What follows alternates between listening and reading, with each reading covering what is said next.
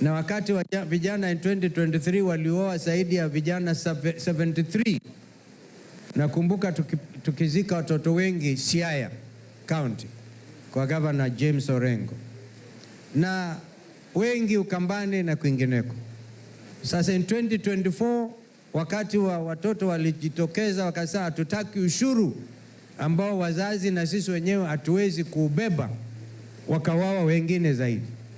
Sasa ninavyozungumza, vijana ambao wameuawa kwa kupigwa risasi, kando na kuharibiwa mali ya watu wengi, jamaa wengi Kenya kuachwa bila kuwa na watoto wao na huzuni mwingi, ni zaidi ya 120 between 2023 and 2024.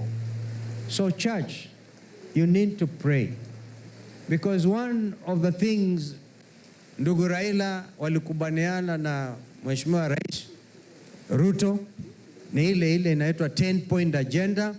Walikuwa kabla ya mwezi wa 3, sasa tuko mwezi wa 5, kabla mwezi wa March wawe jamii za watoto waliuawa kwa maandamano wawe wamelipwa ridhaa. Jambo hilo halijakamilika, na mimi sikuja hapa leo kwa mambo mengi. Nataka mjue bado Kenya iko na huzuni.